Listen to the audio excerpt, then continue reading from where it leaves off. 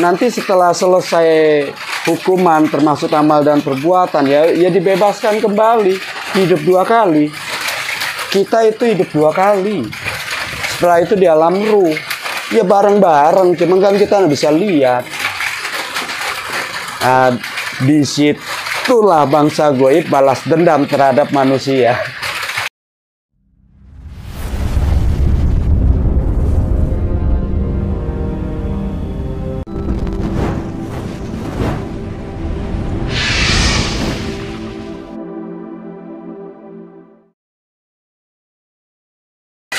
Kan banyak jasad itu yang dikubur sudah puluhan tahun ya Bapak, bahkan ratusan tahun itu kan masih utuh.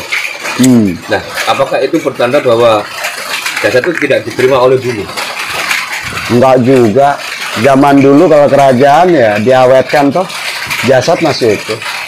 Ayo, kalau kita menyimpulkan begitu. Tapi ini kan ketika dikubur, ya kan, dia ini masih utuh jasadnya.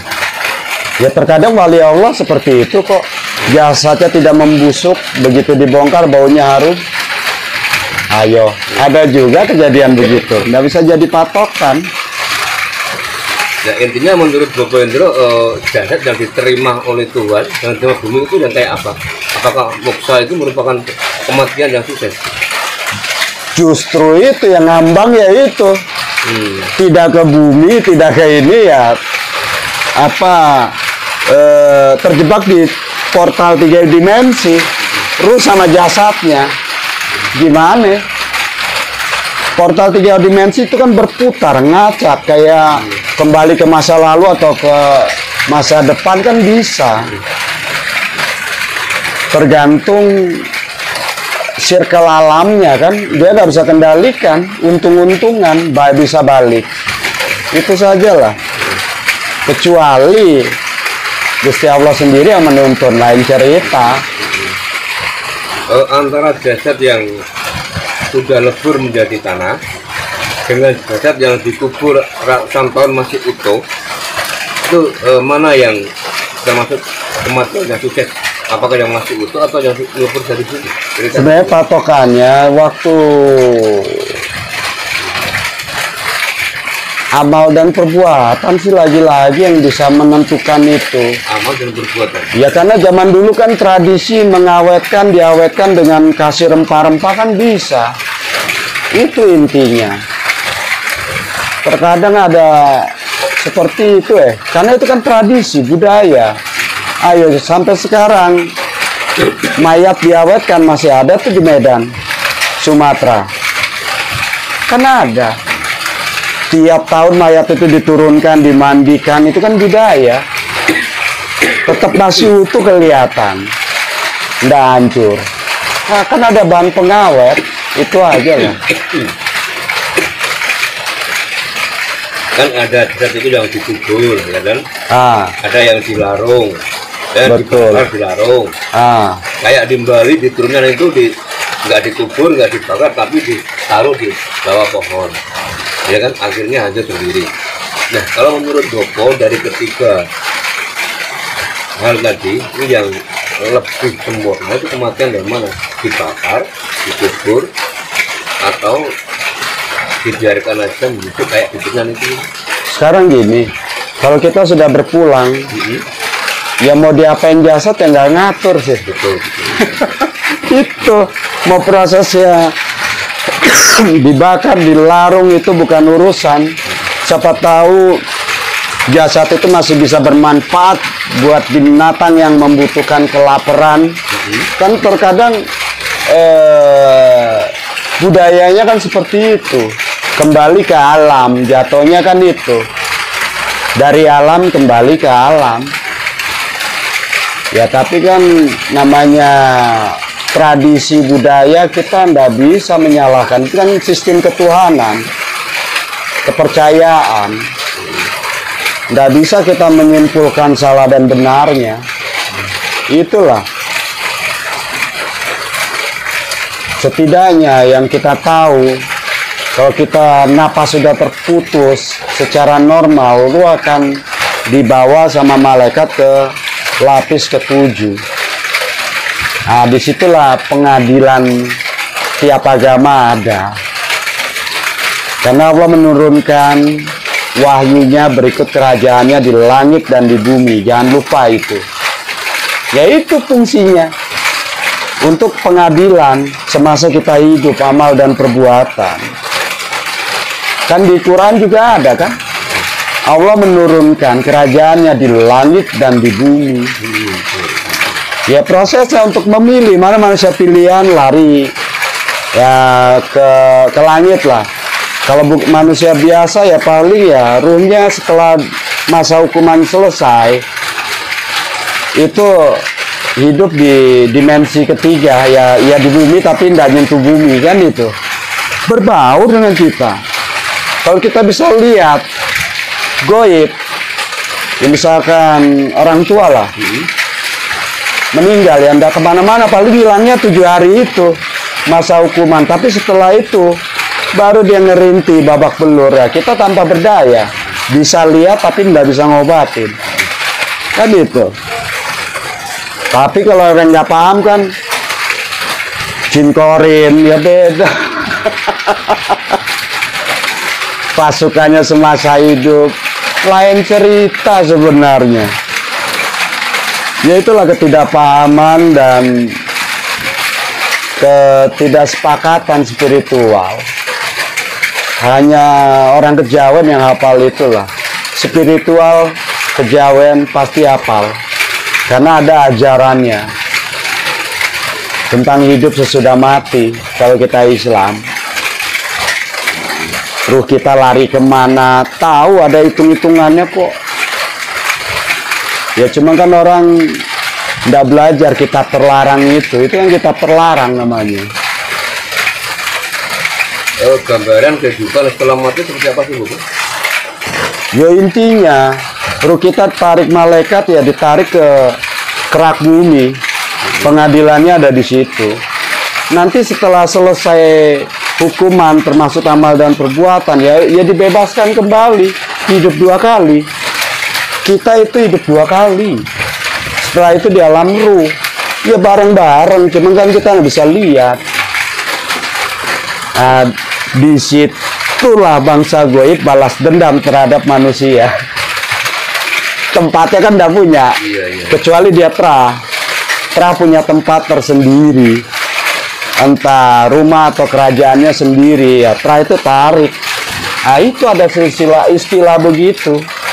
Itu fakta. Intinya ruh dan jiwa itu kekal.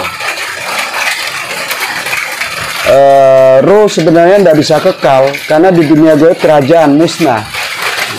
Tapi ada suatu keilmuan yang bisa mewujudkan cahaya yang sudah musnah itu bisa diwujudkan kembali, bukan jasad tapi ruh, cahaya.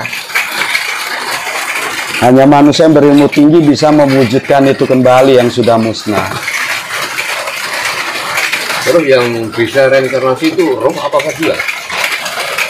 Apa? Yang bisa reinkarnasi itu jiwa apakah roh? Ruh lah. Roh. Biasanya double kayak gitu, umumnya double. Kalau yang Tra ya, itu double. Makanya kan kadang ada istilah lo mirip kakek lo, kelakuannya mirip plek gitu. Kan ada istilah begitu. Kita pernah dengar itu. Ya itulah nitis kan itu. Termasuk ilmunya, ya termasuk ruhnya sebenarnya yang jaga. Ayo kalau titisan, apa sana keilmuan pasti kan dia masih bayi pun sudah di backingi. Apa bedanya anak-anakku? Sudah di backingi. Tapi ya itu sana keilmuan jatuhnya.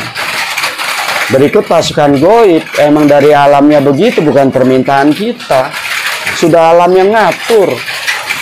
Makanya kalau yang ilmu titisan asli masih kecil pun bisa digunakan ilmunya. Kan udah dikasih contoh, bukti itu. Contoh itulah dialah. No. Kan masih bayi bisa mengeluarkan energi. Kalau bukan ilmu mitis ya nggak bisa. Roh itu bisa reinkarnasi berapa kali, Bu? Tapi kayaknya nggak ada batasan deh, tergantung mungkin mereka koneksinya gimana, kita nggak tahu lah. Itu kan rahasia alam. Tapi ada istilah, wow saya garis keturunan ini. Wah benar atau enggak? Tapi disitulah suatu bukti toh, bahwa ilmu itu mitis. Buktinya dia bisa tahu kembali ke masa lalu.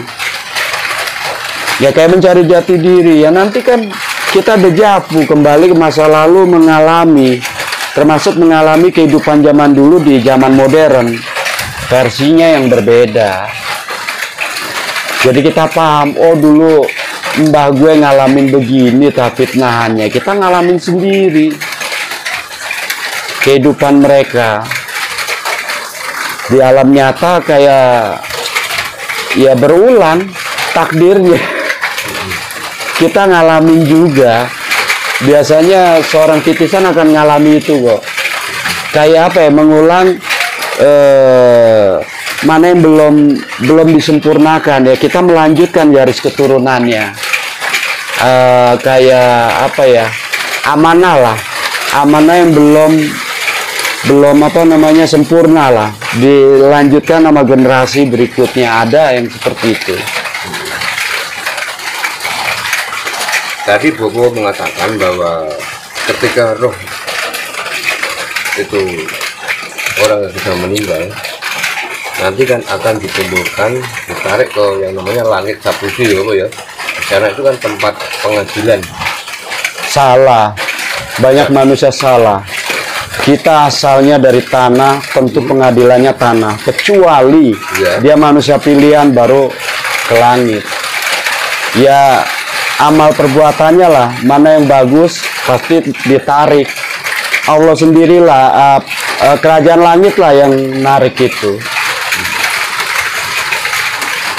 Salah semuanya. Yang benar itu. Karena aku menyaksikan sendiri kematian istriku. Itu sajalah. Dan aku juga bersumpah, aku akan sesatkan kalau istriku tidak diterima dengan layak.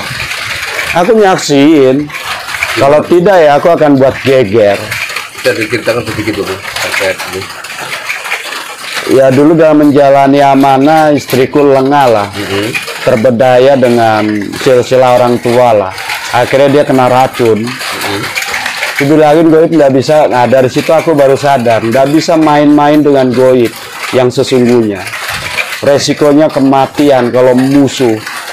Ya antek dajal lah. Jatuhnya itulah, kematiannya begitu cepat sore masih bisa ngomong, jam 9 nggak ada, gimana 3 jam proses. Racun jelas, semua menyaksikan. Kita nggak berdaya, makanya di situ mulai semenjak itu aku aktifkan pertabipan, selalu belajar supaya kejadian itu tidak terulang lagi. Aku udah siap dengan racun itu aja lah.